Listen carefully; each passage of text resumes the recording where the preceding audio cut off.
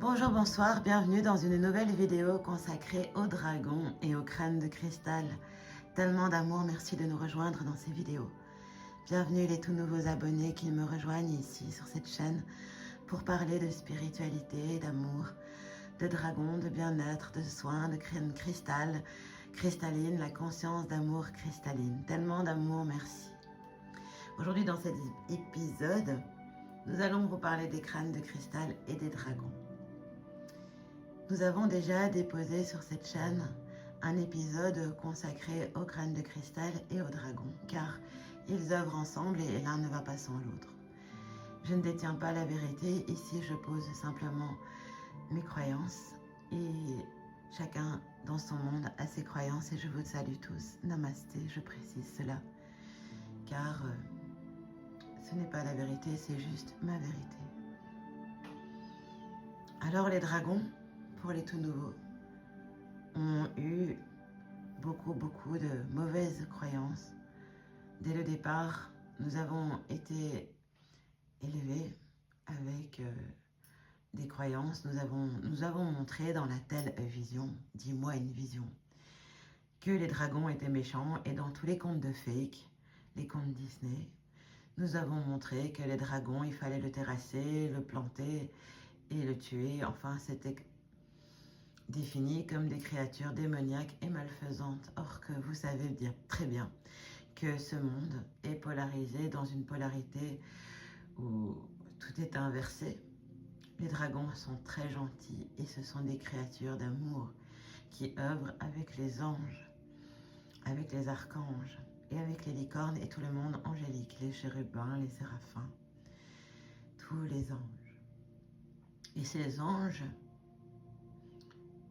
le monde angélique est tellement grand et beau et vaste, de la conscience divine de nos croyances, qui ne peuvent pas descendre dans ce que nous vivons ici en 3D, une forme de bas astral où nous sommes, dans ce monde où toutes sortes d'entités se promènent, des portails organiques, des créatures, enfin bref, tout plein de malfaisances.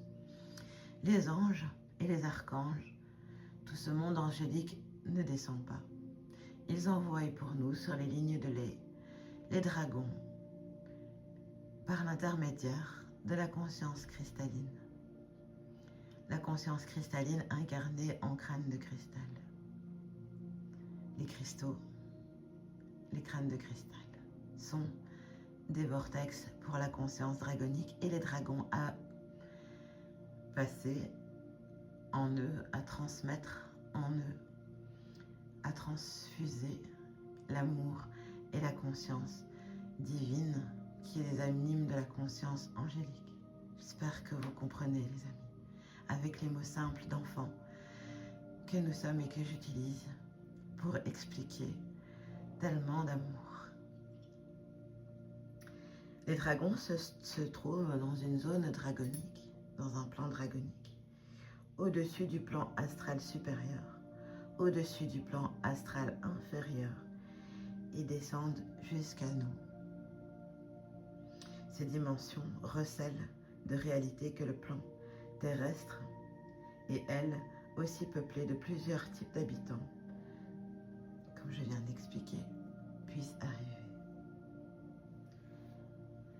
Ils arrivent lorsque l'on médite, lorsqu'on a le cœur et l'envie, pas l'envie égotique, l'envie de la pureté de, comment expliquer ça, de travailler sur soi. On pourrait dire une sorte de nia, une sorte de une innocence, un cœur pur, de vouloir ascensionner. Ils se manifestent beaucoup. Ils se manifestent quand on leur demande, dans les forêts, dans le ciel, dans les nuages. Ils se manifestent dans les arbres.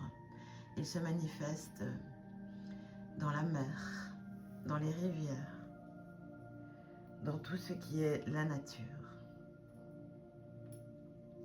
La nature est bienveillante et passive. Et les dragons sont des créatures capables de faire preuve d'un grand calme et d'une grande patience à toute épreuve. Ils possèdent tous une matière philosophique et agit dans l'âme ésotérique et spirituelle à un haut degré. Ils correspondent à un statut hiérarchique, dragonique. Le dragon vient du mot drago, qui en latin signifie la joie, une sorte de joie, un petit peu comme le Bouddha. Désolée de comparer, mais l'être éveillé, c'est aussi l'être joyeux. Et c'est aussi des énergies bouddhiques. Les dragons, ils volent un petit peu partout, ils prennent les énergies pour faire le lien d'amour, et passent par les crânes de cristal pour transmettre tellement d'amour.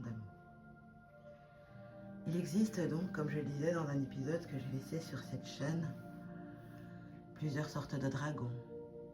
Nous allons rentrer un petit peu plus dans les détails de tous ces dragons qui sont des dragons qui jouent aussi avec les éléments.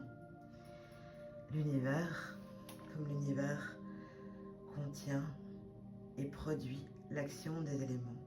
Ces forces primaires se retrouvent partout et se manifestent simultanément sur tous les plans d'existence. Ils sont le feu, l'air, la terre, l'eau. Les éléments primordial ou encore akasha. Dans des anciennes traditions orientales, ces éléments sont appelés tatwas et sont des réceptives, donc waju, teja, apas, prithvi et finalement l'akasha. L'akasha qui rejoint les mémoires akashiques. Ils vont dans tous les plans. Le dragon d'air. Les dragons de l'élément air appartiennent à la classe dragonique de la température du vent, des tempêtes. On dit aussi, entre parenthèses, que le vent nettoie l'aura, car c'est comme un souffle dragonique. Ils sont associés au quartier de l'Est. De très belles apparences, ils possèdent généralement un corps élancé et fin, avec de très grandes ailes. Certains dragons de cette espèce ont la caractéristique d'avoir des ailes semblables transparentes, tandis que d'autres sont écaillés, ressemblant à des plumes. Au premier abord, les dragons de l'Est seront difficiles d'accès. Ils se montreront quelque peu indépendants. Ils donnent l'impression qu'ils semblent vous éviter légèrement. Et en fait, c'est juste pour ne pas vous décourager. Car avec un peu de précision, ils finiront par venir vous voir et entameront une communication avec vous. Ces dragons donnent l'impression d'être constamment en mouvement, vagabonds, comme ils flottent en présence portée par une brise. Leur corps sinueux, tournoie sur eux-mêmes et vont de gauche à droite comme s'ils dansaient. Ils dansent avec l'air et le vent. Leur queue délicatement, ce courant corporel, autant leurs mouvements peuvent pouvoir sembler être lents et gracieux, presque hypnotiques, autant qu'ils savent également être extrêmement vifs et rapides pendant que vous méditez. Ils font de l'air à la vitesse de l'éclair. Les dragons d'air sont sous la tutelle du roi dragon, Seiris. Là, c'est pas un dragon, c'est Lily qui fait ronron, je précise, parce qu'il y a une amie qui m'a dit « Waouh !» Et c'est vrai que je fais une petite parenthèse ici pour vous expliquer les expériences qui me sont arrivées. Les dragons sont vraiment rentrés en contact avec moi via ces vidéos que je partage avec vous pour valider l'amour, ces bienfaits que nous apportons ensemble. Oh non, je reprends. On les trouve généralement dans l'atmosphère des bandes de nuages et partout en hauteur. Lorsque vous observez les nuages, vous pouvez voir des formes de dragons qui viennent vous saluer et qui montrent leur présence, qui sont toujours là avec vous, pour vous, avec tous. Du côté positif de l'élément dont il provient, cette race de dragons contrôle les facultés intellectuelles et mentales et les tempéraments de joie, les plaisirs, la clarté, la vivacité et l'esprit, la cordialité, les attitudes optimistes. Ils peuvent s'avérer très propices et aider à augmenter la conscience, la créativité, ouvrir son esprit aux idées nouvelles et aux nouveaux concepts. Et oui, comme il existe toujours une polarité ici, appelez toujours les dragons positifs. Car du côté négatif, ils gèrent aussi la légèreté, la vantardise, le bavardage, tout ce qui agit du côté mental. Ces dragons président également les vents, les bourrasques, les tempêtes, les ouragans. Et parfois, ils nettoient la terre.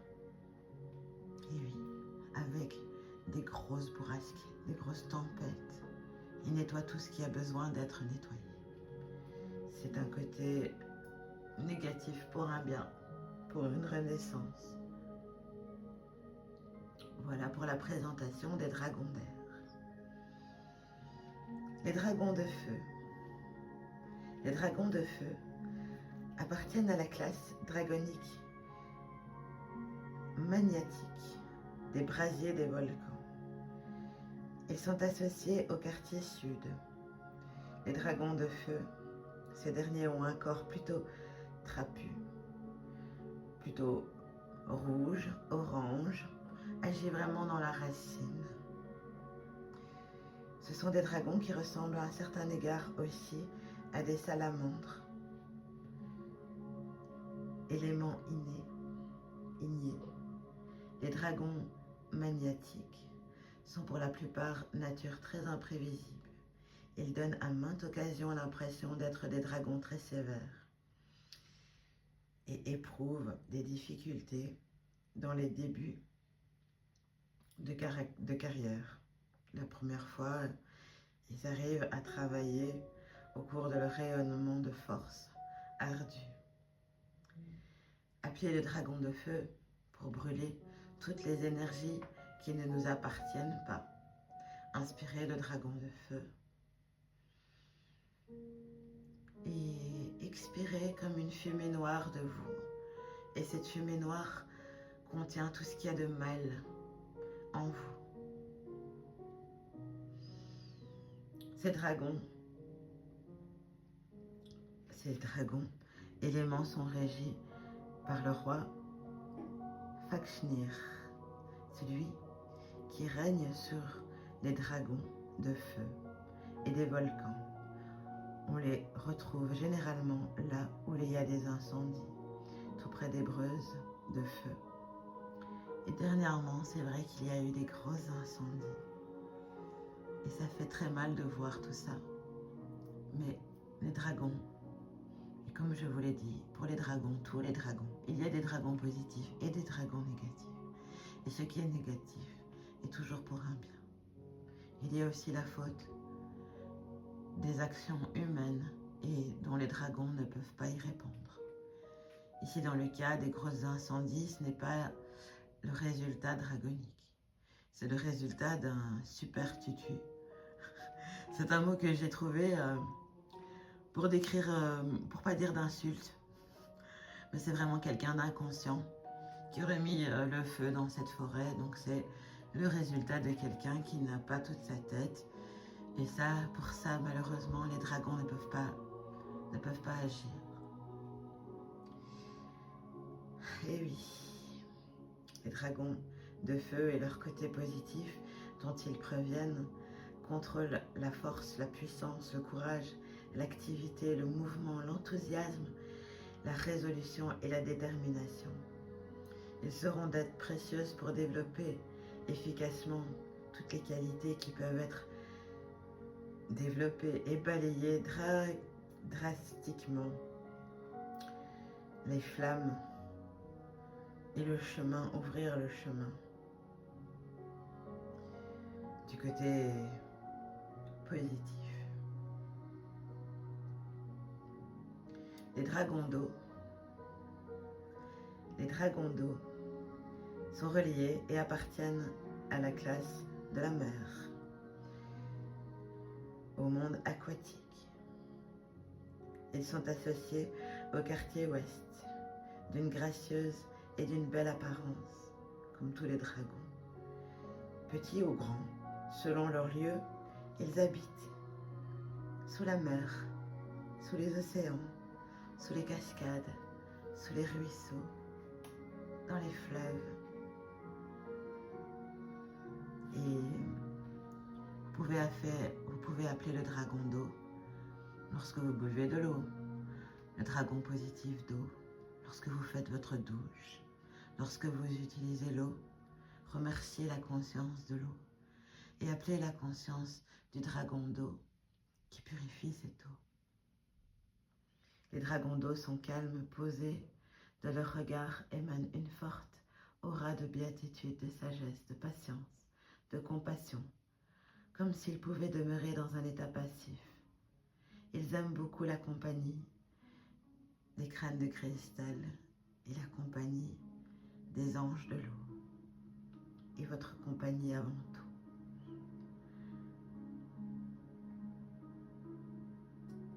Le dragon d'eau est gouverné par le roi de la conscience dragonique, Nael Yang.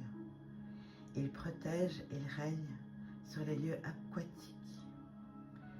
On les retrouve partout, dans les éléments d'eau.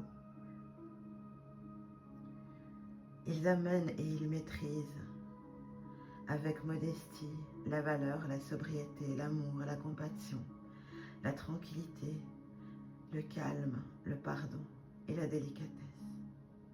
Ils aideront à ceux qui les appellent à gérer les émotions, les larmes, des larmes de tristesse transformées en larmes de lâcher prise. Ils aident à transformer ces larmes en larmes de joie, en larmes de beauté, de bonté, tellement d'amour pour les dragons d'eau. Et enfin, les dragons de terre, l'élémentaire qui appartient à la classe des pleines forêts, des montagnes.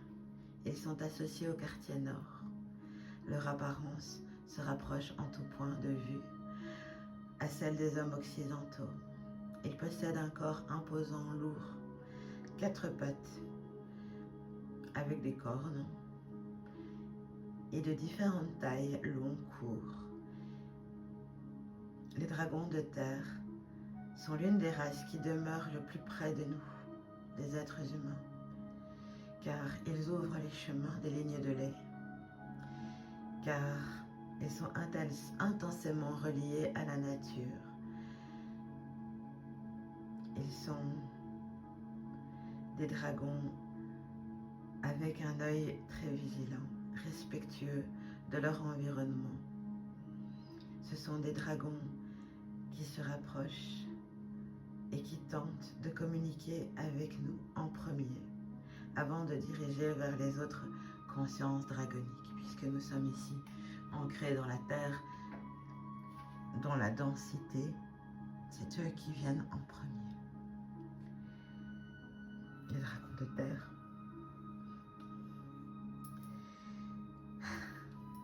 Ces dragons feront des très grands parcours pour venir vous voir. Ils sont la prospérité, l'endurance, la force et dans tellement d'amour. Ces dragons sont sous la tutelle du roi dragonique Graël, qui règne sur ces dragons de pierre, de bois, et retrouve en majeure partie dans les plaines du désert boisées des forêts et également dans les montagnes, comme je l'ai dit, et dans les grands sommets, dans les pics des montagnes. Ils font face alors au dragon d'air. Voilà les amis, nous avons parlé pendant 20 minutes des dragons et des éléments. Chaque élément, il y a aussi une intersaison, est relié à une part de nous, à une part de nos organes. Et chaque dragon en nous aussi agit, avec l'âme agit, de nos prières, de nos méditations. Nous avons pour vous une jolie méditation sur les 5 éléments, les 5 sens, les 5 dragons, que nous partagerons prochainement si cela vous intéresse. N'hésitez pas à mettre un commentaire, un petit cœur, si cette vidéo vous a plu. Petit conseil pour les nouveaux dragoniens, dragonnières. Ne donnez pas le nom de votre dragon. Il est sacré, il vous appartient. Il est en vous, dans votre magie. Présentez vos dragons si vous le voulez, comme je vous présente ici. Quelques dragons et dragonnes. Très intense en son regard. J'espère que vous vous y êtes connectés. Et que vous avez ressenti tout l'amour que nous avons pour vous en ces partages, en ces vidéos, avec le cœur. Prenez conscience de tout ce qui nous anime, de tous ces univers, de tous ces dragons, de toute cette conscience cristalline, avec tellement, tellement d'amour.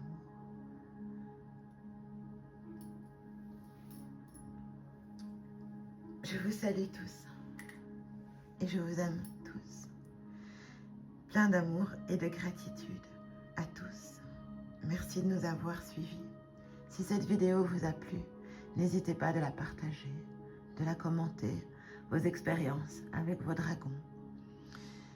Ils sont là, ils sont vraiment prêts et ils ne demandent que ça. À travailler, à œuvrer, à vous élever.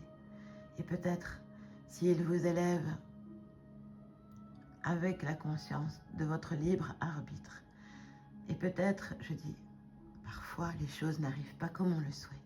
Les nettoyages ne se font pas dans l'ordre que nous souhaitons, mais c'est toujours, toujours, toujours pour un bien. Merci, merci, merci à tous. C'était Shamina Shami. Ici nous avons ici un dragon galactique. Plein d'amour à tous. Merci à tous.